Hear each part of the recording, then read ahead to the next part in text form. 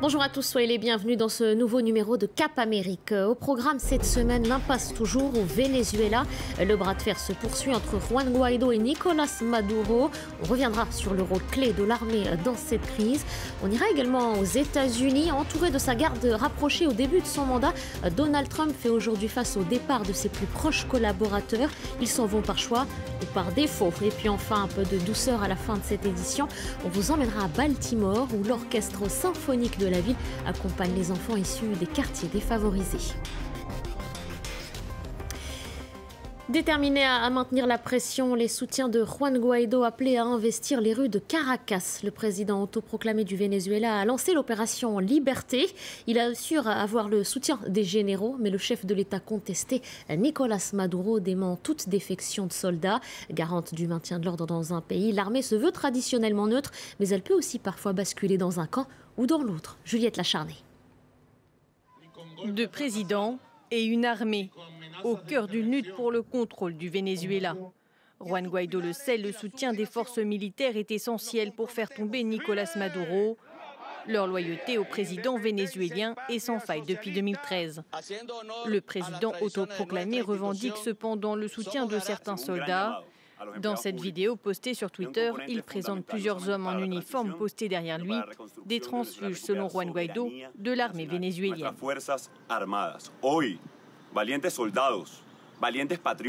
Aujourd'hui, nos forces armées, des soldats courageux, des patriotes courageux, des hommes braves, attachés à notre Constitution, ont répondu à notre appel. Je vous invite à descendre dans les rues du Venezuela. Mais est-ce réellement un tournant ? Malgré ces appels répétés, les défections se font au compte-gouttes. En février dernier, sur les réseaux sociaux, un général de l'armée de l'air avait lui aussi annoncé son départ. Juan Guaido, qui incite tous les militaires à faire de même, offre l'amnistie à ceux qui accepteront de le suivre. Même argument du côté de Washington. Les États-Unis envisageront des exemptions de sanctions à tout officier supérieur vénézuélien qui défend la démocratie et le gouvernement constitutionnel du président Juan Guaido. Avec plus de 320 000 soldats dans ses rangs, l'armée vénézuélienne est une vraie force politique. De nombreux généraux occupent les principaux ministères et la compagnie nationale pétrolière est elle-même dirigée par un ancien général. Un fonctionnement mis en place sous le régime d'Hugo Chavez et maintenu par le président Nicolás Maduro. Mais avec la crise qui touche autant les familles de militaires que celles de civils vénézuéliens, leur fidélité n'est plus assurée. Aux États-Unis, le ministre de la Justice devant le Congrès. Une audition délicate pour William Barr, déjà fragilisé. Il doit s'expliquer sur certains passages expurgés du rapport Mueller. Une manœuvre, dit-on, pour tirer les conclusions de ce document dans le sens le plus favorable au président Donald Trump. Les conclusions de cette enquête auront aussi sonné le départ pour Rod Rosenstein, le numéro 2 du ministère de la Justice. Et puis depuis l'accession de Donald Trump à la Maison-Blanche, le clan présidentiel n'a cessé de se restreindre. Les plus proches collaborateurs ont quitté le navire, contraints ou de leur propre chef, Laure Wagner. Depuis son arrivée à la Maison-Blanche en janvier 2017, Donald Trump a été contraint de se séparer de nombreux collaborateurs. Dernier en date, Rod Rosenstein. Le numéro 2 de la justice américaine avait supervisé l'enquête du procureur Mueller sur les soupçons d'ingérence russe dans la campagne américaine. Lundi, il a annoncé qu'il quitterait ses fonctions le 11 mai. Un peu plus tôt dans le mois, c'est Kirstjen Nielsen qui a démissionné. La secrétaire d'État à la sécurité intérieure était le visage de la politique migratoire controversée du président américain. Elle a fait l'objet de nombreuses critiques, notamment pour avoir séparé les enfants migrants de leurs parents. En décembre, le secrétaire d'État à la Défense, Jim Mattis, quittait lui aussi avec fracas le gouvernement le lendemain de l'annonce du retrait des troupes américaines en Syrie. L'ambassadrice des États-Unis à l'ONU, Nikki Haley, est restée à son poste pendant près de 2 ans. Celle qui a notamment supervisé la sortie des États-Unis du Conseil des droits de l'homme de l'ONU a démissionné en octobre 2018.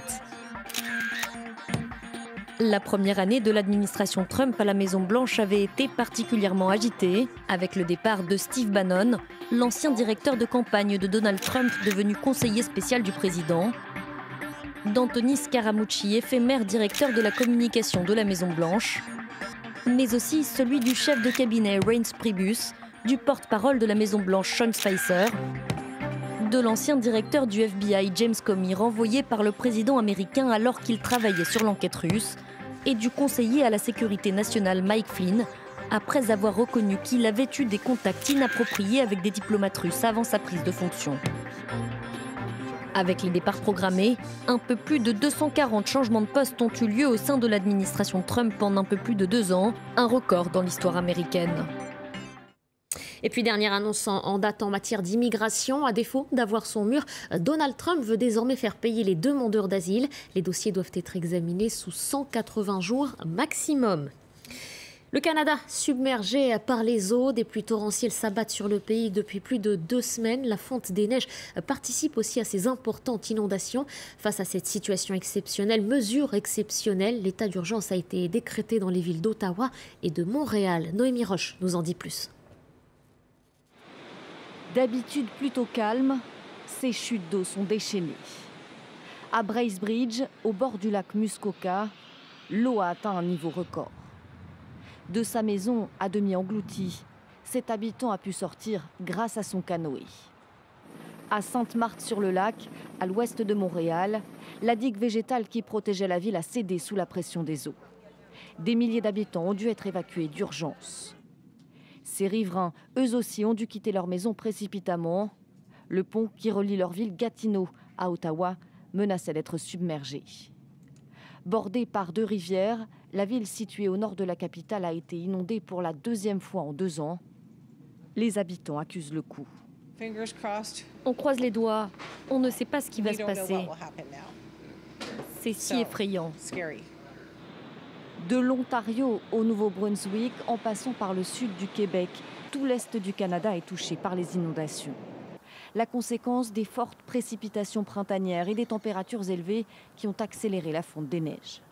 Des épisodes météorologiques amenés à se répéter, c'est ce qu'a annoncé le Premier ministre canadien, lucide, lors d'une visite aux sinistrés. À travers le pays, on sait qu'avec les changements climatiques, ça va arriver de plus en plus souvent. C'est sûr qu'il va falloir qu'on continue à travailler ensemble, qu'on regarde avec les résidents comment on va pouvoir accepter que c'est une nouvelle réalité à laquelle on va faire face dans les années à venir. Il faut commencer à penser à comment on va s'adapter, comment on va aider les gens. Les autorités ont prévenu, la décrue risque de prendre du temps. Plus de 10 000 personnes ont été évacuées depuis le début des inondations. Un chiffre 2 fois plus élevé que lors des crues de 2017, alors considérées comme les pires depuis un demi-siècle. On dit que la musique adoucit les mœurs, un adage mis en application à Baltimore aux États-Unis. Tristement célèbre pour les émeutes qui agitent les quartiers défavorisés. La ville a souhaité éloigner les plus jeunes enfants de ces violences. L'orchestre symphonique a décidé de les initier donc à un tout autre univers. Regardez.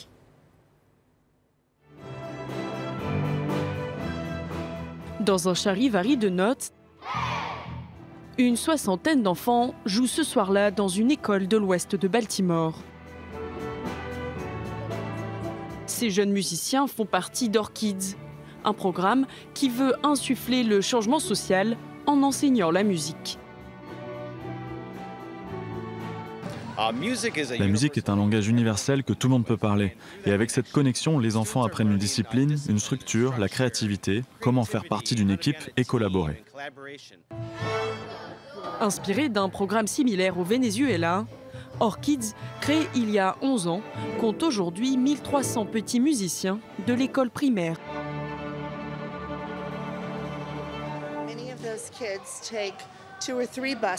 Beaucoup de ces enfants prennent 2 ou 3 bus pour venir d'une autre partie de la ville après l'école pour qu'on se retrouve. Ça demande beaucoup d'énergie, ils doivent sacrifier d'autres choses dans leurs écoles et ils le font. Baltimore évoque surtout la violence, les inégalités sociales et les émeutes qui ont secoué la ville en 2015, quand Freddie Gray, un noir américain, a été tué par des policiers. Dans cet environnement, Orchids offre un endroit sûr aux enfants où rester après l'école. Depuis 7 ans, 4 après-midi par semaine, Stéphanie apprend le violoncelle. Sa persévérance l'a menée au prestigieux programme estival Interlochen. Elle, qui n'aimait pas la musique classique avant d'intégrer Orchids, rêve désormais de l'enseigner. Certains n'aiment pas ça pour le moment, mais je leur dis que c'est quelque chose de très bien. Ça vous éloigne des mauvaises influences et ça peut vraiment apporter des changements positifs dans votre vie.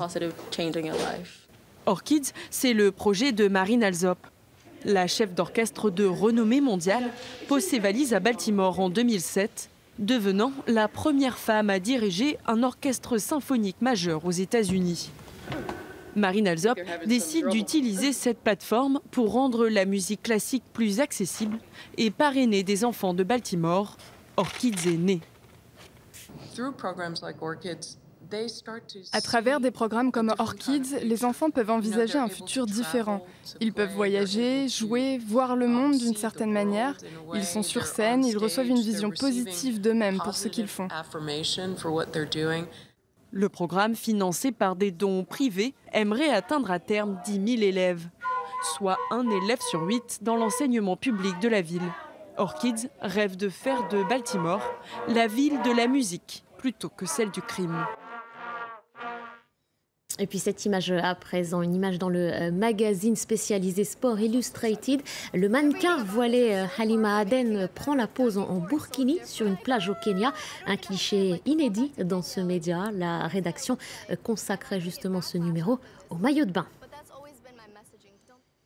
C'est la fin de ce magazine. Merci à vous de l'avoir suivi. L'information continue sur France 24. Restez avec nous.